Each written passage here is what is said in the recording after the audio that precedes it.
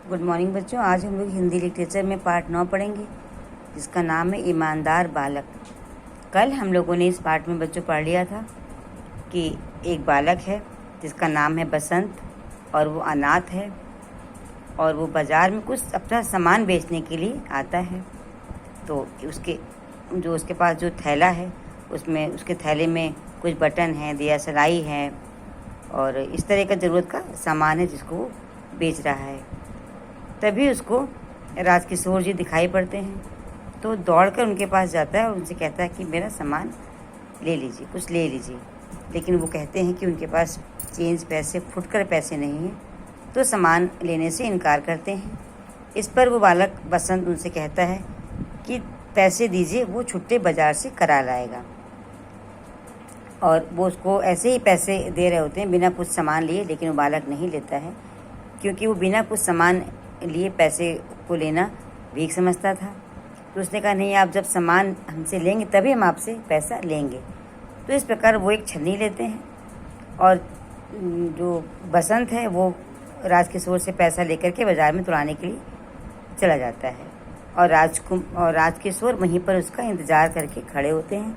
तभी एक उनका दोस्त आता है जो उनसे पूछता है कि भाई क्या बात है, यहाँ कैसे, जिसका नाम है कृष्ण कुमार।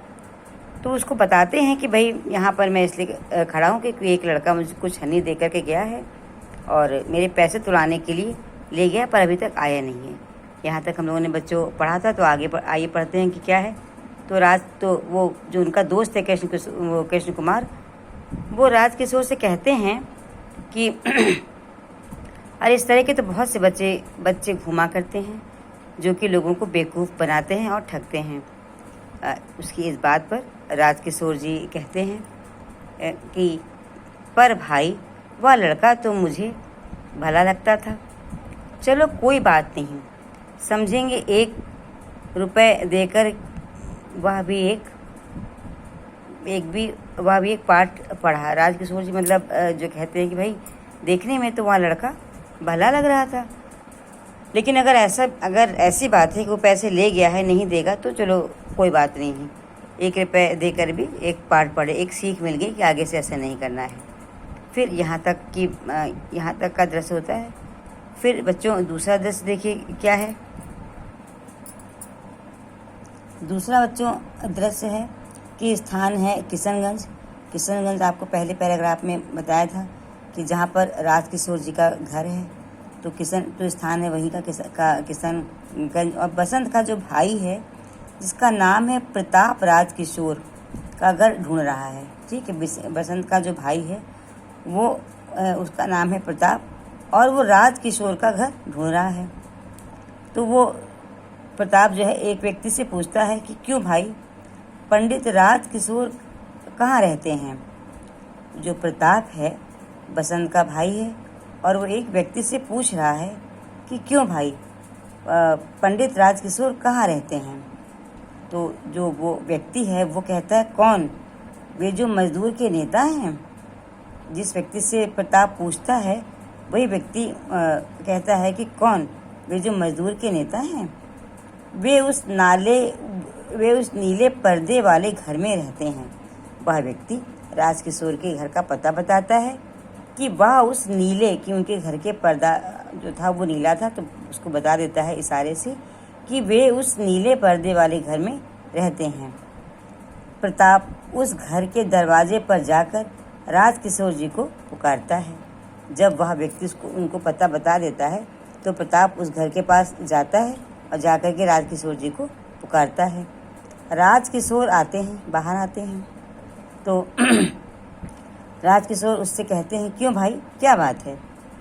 राजकिशोर उससे पूछ रहे हैं कि क्यों भाई, क्या बात है।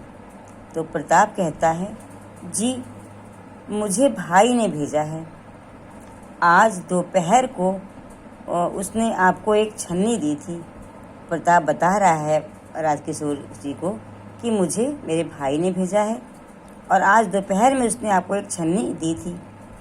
आपसे नोट लेकर खुले कराने गया था, किंतु जब खुले कराकर लौट रहा था तो मोटर के नीचे आ गया। उसके दोनों पैर उछल गए, वह बेहोश हो गया। इसीलिए वह आपके पैसे देने ना आ सका। बड़ी मुश्किल से उसे घर ले गए। बड़ी देर में जब उसे होश आया तो उसने मुझे आपके पैसे लौटाने को कहा। मैं आपके 80 पैसे लाया हूँ।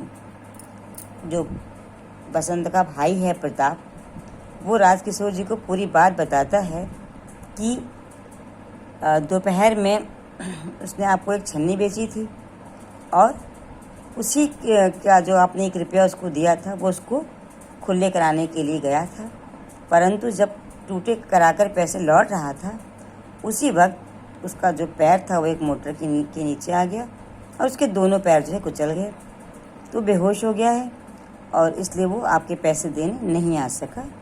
और जब उसको होश आया शाम को तब उसने मुझे बताया कि आपके पैसे लौटाने हैं, तो मैं वही आपको देने आया हूँ। तो जो राजकिशोर है उससे कहते हैं तुम्हारे घर में कौन है?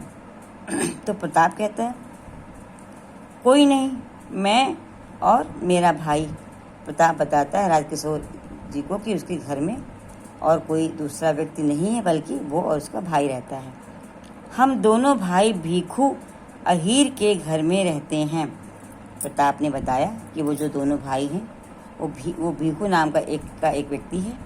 तो वही बताता है कि भीखू अहीर के घर में रहते हैं। दंगे के दिनों में हमारे माँ बाप को किसी ने मार डाला। वह रो पड़ता है। प्रताप बताता है कि जब दंगा हुआ था तो उस दंगे के समय उसके माँ बाप को किसी ने मार डाला था और इस बात पर वो रोने लगता है। तो राजकिशोर उससे कहते हैं बच्चे रो मत, मैं अभी तुम्हारे साथ चलता हूँ। राजकिशोर उस बच्चे से कहते बेटा रो मत, मैं अभी तुम्हारे साथ में आता हूँ। तो बच्चों आज हम लोग यहीं तक का पाठ पढ़ते हैं, कल हम लोग इसके आगे का पाठ पढ़ेंगे। Okay bye.